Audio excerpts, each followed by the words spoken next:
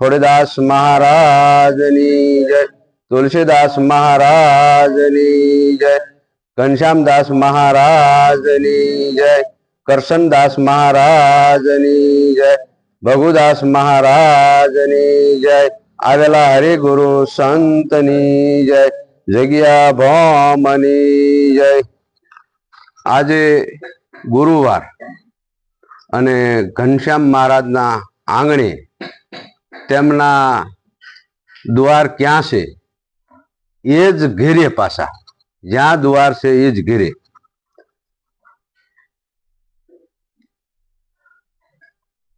सदगुरु तूने ऐसी की अने ऐसी करे नहीं कोई, 7 दीपक 9 खंड में पला पकड़े नहीं कोई. सदगुरु महाराज ની દયા હોય તો 100% બધો અનુભવ થાય છે, નહીતર થતો નથી.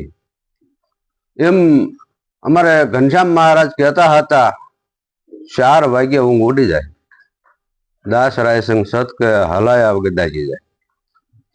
ગુરુવાર આપણે શા માટે રાખવી છે કે ગુરુવાર રાખવી ને તો તાજું થાય અને થોડુંક હલાવવામાં આવે ને એટલે તળિયે બેહી ન જાય, દાજી ન જાય. એટલા માટે આ ગુરુવારનું મહત્વ એ છે કે ચાલુ રહે, એમ બંધ ન થઈ જાય. રોજ તો આપણે ન થાય, પણ અઠવાડિયે એકાદા વખત જો 1-2 કલાકનો ટાઈમ મળે અને આવો સત્સમાગમ થાય તો જીવ જાગવાની કોશિશ કરે. એમાં મેં લાકડું આવ્યું અને ગુરુ ઘનશ્યામે મૂકી આગ, દાસ હકો કે હે જીવ જાગ શકે તો જાગ. એ મન છે ને એ લાકડું છે હજડ, માને એવું નથી કોઈ વાંચે, પણ કોઈ મહાપુરુષીમાં જો એક શિંગારી નાખે અને હળગવાનું ચાલુ થઈ જાય તો એ જાગી જાય, એ પાકું રહી જાય. ભગવાનના ઘેરે ભગવાન પધાર્યા અને મનુ દિવસે ગા, દાસ ભગવાન ના ગુરુ ઘનશ્યામ મળ્યા તો અમર રહેગા અમર રહેગા. વાહ, સંતોની મહેનત કેવડી હોય છે, કેવડો અનુભવ હોય છે.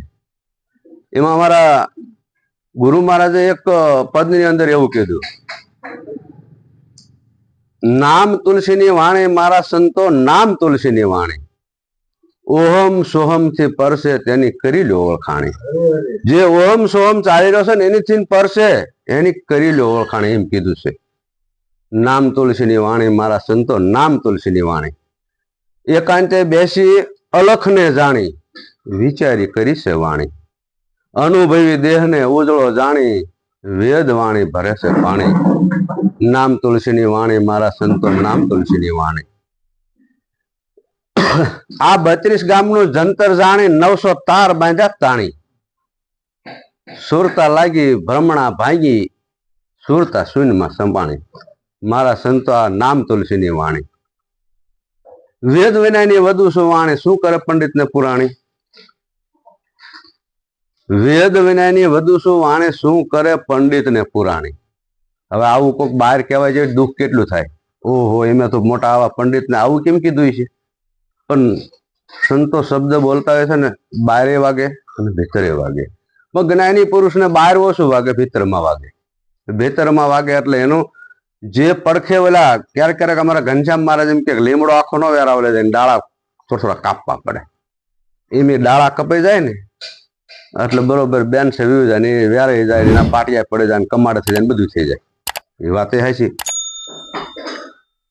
ખોડીદાસ શરણે દાસ તુલસી કહે આ અનુભવે આનંદ આણી. જો અનુભવ જેને થયો ને એને જ આનંદ આવે, બીજાનો આનંદ આવે. હે મનવા સાંભળ નામની વાતો, આશે આદિ અનાજનું ખાતું, મેરે લીધું મારા શિષ્યને સાકે આ દુનિયામાં દર્શાતું.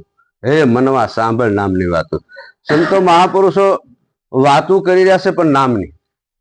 આંખ્યું ઉઘાડીને સાંભળવાની, આંખ્યું ઉભાડીને જોવાની, આંખ્યું વીંચીને નહીં. ચોખ્ખી ના પડે છે કે આંખ્યું વીંચીને ન જોઈ શકાય. આંખ્યું બરોબર ખોલી તમારી શુદ્ધ દ્રષ્ટિએ કરી અને જોઈજો. 4 વાગવાનું કીધું છે ને, તો એનો પ્રશ્ન એવો છે કે આપણે જે આ જેને ઇન્દ્રિયો કહેવામાં આવે, ઈવડી બરાબર લગાડવાની છે. અવળામાં જતી હોય તો હવળે કરવાની છે. સુદર્શન, સુદર્શન એટલે આંખેથી સારા દર્શન કરવા, ખરાબ ન કરવા. સાંભળવું તો કાનેથી સારું સાંભળવું. મોઢેથી બોલવું હોય, આપણે 5 જણા સાંભળાવ્યું તો એમ કે સારું બોલવું. કટુ લાગે, કોઈને દુઃખ લાગી જાય એવું બોલાઈ ગયું હોય તો આપણે માફી માંગવી પડે કે ભાઈ મારથી ખોટું બોલાઈ ગયું છે કે અવળું બોલાઈ ગયું છે. પણ ગુનો ન હોય તો કઈ માફી માંગવાની હોય ને, ગુનો એટલે માંગવી પડે, એ તો પાકું છે. ઈંડું હતું ત્યારે બોલતું ને બસું બોલે ના, સાચ વિના પંખી સારો સર, પાંખ વિના ઉડી જતો, હે મનવા સાંભળ નામની વાતો. હવે આ મજૂરી કેવું કહેવાય? ઈંડું હતું ત્યારે બોલતું ને બસું બોલે નહીં. હાવ સાચું ખોટું નહીં જરાય હો, પણ સંતોની વાતો એવી છે અટપટી ઝટપટ સમજાય નહીં. એમ બેસર ભગત ને હમણાં બોલવાનું કીધું તો કેવા ગોટાળા કાઢ્યા, કેટલી વાણીઓ એમને આવડે છે, છતાં એક વાણી ઉપર નોઈ જાય ને મોટું ટૂંકીને તરત ઉભા થઈ ગયા. આનું કારણ શું? અભ્યાસી છે, ફૂલ પાવર છે, છતાંય અટવાય છે. એનું કારણ એ છે સદગુરુ મહારાજે તમને સેવા છે. અને બસુ બની ગયા એટલે કેમ બોલી શકે? જુઓ, ઈંડું હોય એ બોલે અને બસું બોલે નહીં. સાચ વિના પંખી સારો સરણ, પાંખ વિના ઉડે જતો, હે મનવા સાંભળ નામની વાતો. આ જીવાત્માને આ સાંભળો છે ને કઈ ખરું? સાચ પાંખ કાંઈ ખરું? ઉડી જાય ખબર ન પડે કેમ જોઈએ,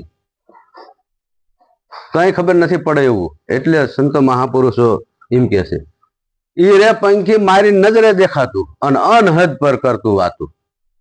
પાછું એમ કીધું કે ઈ રે પંખી મારી નજરે દેખાતું અનહદ પર કરતું વાતું. નવખંડમાં નિરાત દેશ છે, આ જૂને જૂનું નામ પરખાતું, હે મનવા સાંભળ નામની વાતું. સદગુરુ મહારાજે શું આપણને કીધું? જૂનો ગઢ, જૂનું નામ, જૂનું જ જે છે એ તમને બતાવ્યું છે. નવું હતું એ કાઢી નાખ્યું, ફેરવી નાખ્યું.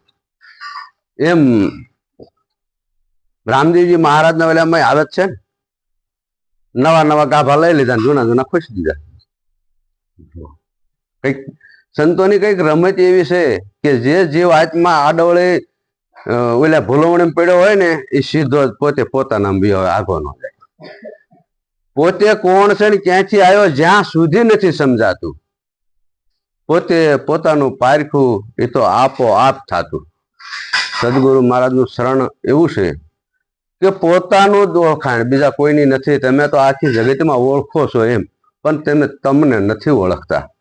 એમ જ્ઞાની મહાપુરુષો પોતે પોતાને ઓળખાવે છે. પૂરણ પ્રભુ ખોડીદાસ મળ્યા આ તરવેણીમાં હું નાખું. દાસ તુલસી કહે કરજોડી, આ મને બોલ્યા તીત ઓળખાતું, હે મનવા સાંભળ નામની વાતું. આશે આદિ અનાદિનું ખાતું, મેરે લીધું મારા શિરને સાટે, આ દુનિયામાં દર્શાતું.